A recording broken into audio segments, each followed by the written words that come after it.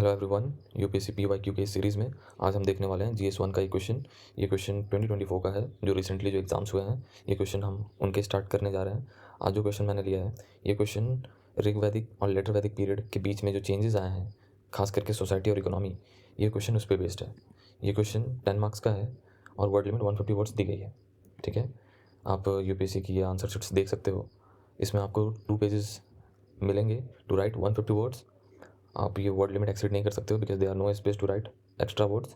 Okay, you have to complete your answer within the limit of 150 words. Okay, so syllabus की बात करें, GS 1 का ये syllabus है। ऑल्दो तो सिलेबस में एक्सप्लेन किया हुआ नहीं है काफ़ी डिटेल से, ये काफ़ी वेग है, but Indian heritage and culture से आप समझ सकते हो कि एंशेंट हिस्ट्री तो पढ़ना ही है, लेकिन इंडियन हेरिटेज एंड कल्चर, अगर हम सोसाइटी को देखें तो वो हमारा कल्चर दिखाएगा, और हेरिटेज की बात करें तो वो इकोनॉमी बेस्ड होता है।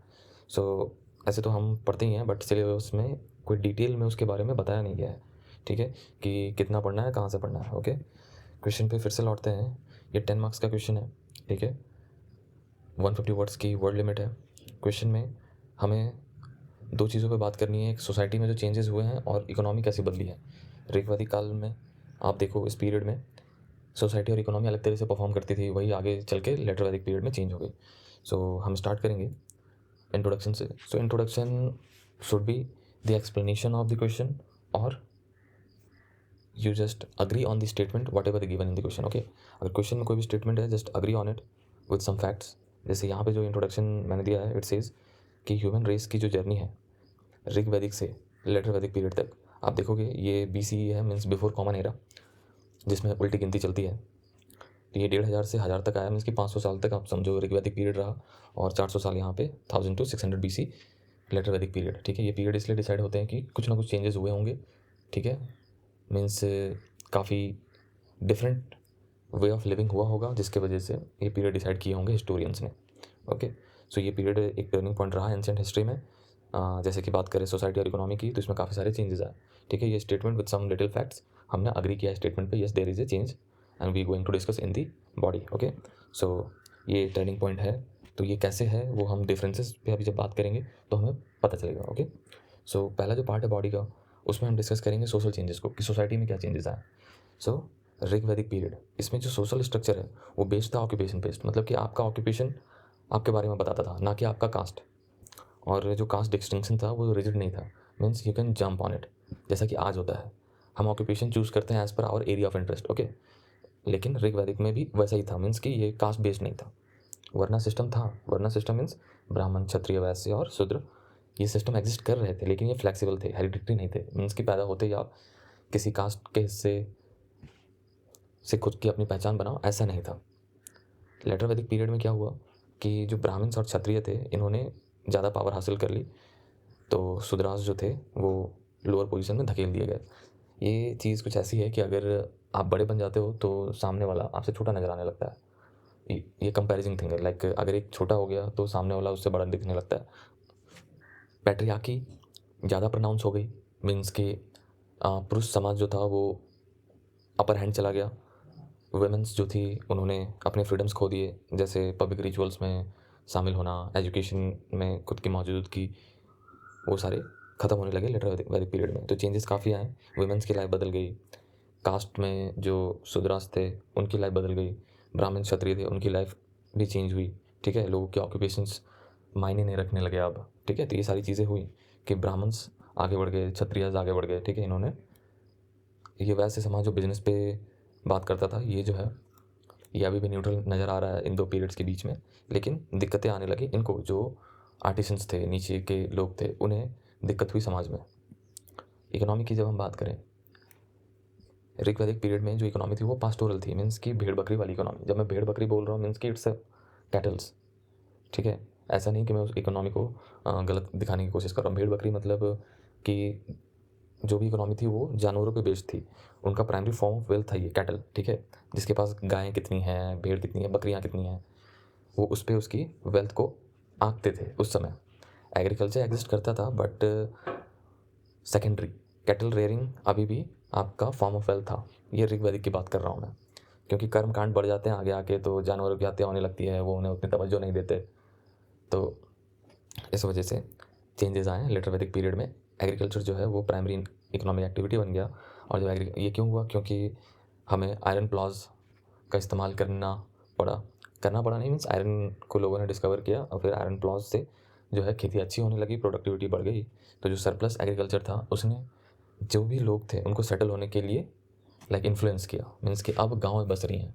पहले कैसे थे, पास्टोरल इकोनॉमी थी, भेड़ बकरी है तो उसके लिए आपको फील्ड चाहिए, उनको वो घास पत्ते, इसके लिए आपको जगह में एक दूसरे से दूसरे जगह पे जाना पड़ेगा, क्योंकि एक दिन में वो पत्तियाँ उग नहीं जाएंगी। लेकिन जब एग्रीकल्चर ग्रो करने लगा तो उस खेती को बचाए रखने के लिए और उसके फल को खाने के लिए आपको 6 महीना साल भर वेट करना पड़ेगा। Means you have to settle there and protect your farming, okay, to get the fruit out of it. Wealth जो है अब उसका आकलन ज़मीन पे होने लगा। ज़मीन पे मतलब जिसके पास ज़्यादा ज़मीन थी, रैदर देन कि how much cattle you are having. अब ज़मीन जिसके पास ज़्यादा है, खेती जिसके पास ज़्यादा है, वो अब अमीर होने लगा। मीन्स की फॉर्म ऑफ वेल्थ चेंज हो गया। ओके, सो ये इकोनॉमिक चेंजेस आए। आप देखोगे कि पहले जो कैटल्स हुआ करते थे, ठीक है, जितने कैटल्स होते थे, आप ऋग्वैदिक की जब मैं बात करूँ, लेकिन जब आप खेती करने को आते हो तो ये चेंजेस आए, ठीक है। आपके पास ज़्यादा गायें थी तो आप अमीर थे, अब आपके पास ज़्यादा ज़मीनें हैं, खेती हैं, तो आप अमीर हो। जब सेटल होने लगी इकोनॉमी तो फिर राजा रजवाड़ा वाला सिस्टम चालू हो गया, ठीक है। ब्राह्मण सलाहकार बन गए, क्षत्रिय जिन्होंने तलवार उठा ली वो राजा बन गए, ठीक है। So conclusion is nothing but the summary of your answer, okay. जब भी क्वेश्चन हिस्ट्री पे बेस्ड है, we can not write way forward, because हम अपनी राय इतिहास पे दे सकते हैं, लेकिन ऐसा होना चाहिए ये हम नहीं कह सकते।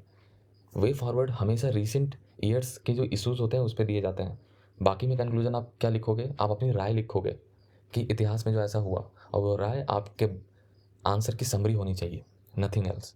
यहाँ पे जो कंक्लूजन है इसमें साफ साफ मैंने ये लिखा है कि ऋग्वैदिक से जो लेटर वैदिक पीरियड में जो चेंजेस हैं, जो शिफ्ट आया, जो ट्रांजिशन आया, कैसा था, पहले मोर इगैलिटेरियन था, मीन्स कि सबका साथ सबका विकास। पास्टोरल था, लोग घूम घूम के अपने भेड़ बकरियों की सेवा करते हुए, मीन्स वो उनकी पशुधन, इसके लिए बेटर वर्ड होगा पशुधन। सोसाइटी थोड़ी सिंपल थी, ठीक है। उसके बाद जो चेंजेस आए वो हायरार्कियल हो गए, मीन्स कि राजा का बेटा अब राजा बनेगा। अग्रेरियन हो गया, मीन्स कि अब खेती फॉर्म ऑफ वेल्थ कहलाने लगी। सोसाइटी कॉम्प्लेक्स हो गया, ठीक है, क्योंकि कास्ट सिस्टम ज़्यादा प्रोनाउंस हो गया। और काफ़ी सारे स्ट्रैटिफिकेशन देखने को मिले सोसाइटी और इकोनॉमिक में। स्ट्रैटिफिकेशन मीन्स कि परत दर परत, जो हमारे इतिहास को देखा जिन लोगों ने, तो उनकी जो स्टोरीज़ हैं वो परत दर परत एक समाज का निर्माण करती चली गई, ठीक है। और जैसे जैसे हम समय में आगे बढ़े ये कॉम्प्लेक्स हो गई, ठीक है। और ये क्वेश्चन ऐसे तो यूपीएससी रिपीट नहीं करेगा, लेकिन वो सेम थीम पे क्वेश्चन पूछ जरूर सकता है। सो मैंने कुछ प्रैक्टिस के लिए क्वेश्चन दिए हैं। पहला जो क्वेश्चन है उसमें ये मैंने दिया है कि पेस्टोरलिज्म से एग्रीकल्चर में जब शिफ्ट होता है इकोनॉमी, तो कैसे इन्फ्लुएंस करता है सोसाइटी और इकोनॉमी को, ठीक है। क्योंकि ऋग वैदिक में पेस्टोरलिज्म थी और लेटर वैदिक पीरियड में एग्रीकल्चर आ गया, तो ये जो चेंज हुआ उससे सोसाइटी और इकोनॉमी में कैसे चेंजेस आए हैं। उसके बाद कास्ट सिस्टम का जो इवोल्यूशन उसको ट्रेस करने की बात की गई है कि वो कब इवॉल्व हुआ, मीन्स कि ऋग वैदिक पीरियड में भी होगा। You can not claim about something which is happened in ancient period, okay. So हुआ होगा या उतना नहीं था, इसलिए हमने उसे बोला कि यस, वरना सिस्टम था लेकिन ये उतना रिजिड नहीं था। लेटर वैदिक पीरियड में ये काफ़ी रिजिड हो गया, कॉम्प्लेक्स हो गया। सो इससे सोसाइटी में किस तरह की चेंजेस आए। तीसरा क्वेश्चन आप देखो, जो पॉलिटिकल ऑर्गेनाइजेशंस और इकोनॉमिक प्रैक्टिसेस, इसमें भी काफ़ी चेंजेस आए, क्योंकि पहले कबीला था कि नहीं था, उसके सरदार थे कि नहीं, अब कैसा हो गया कि राजा आ गया, ठीक है, क्षत्रिय ने राजा की जगह ले ली। सो ये आप लिख सकते हो, इस पर सोच सकते हो। ये क्वेश्चन भी आप अगर रीड करोगे तो जब ये चैप्टर्स आप स्टडी करोगे, it will help you to to understand more about the concept, okay. So काफ़ी सारे मॉडल आंसर्स हैं हमारे प्लेलिस्ट में, you can visit and enhance your answer writing capabilities, and you can get the idea how to write, how to approach, and if you're liking the explanations, please do like and share, and thanks for watching. Thank you.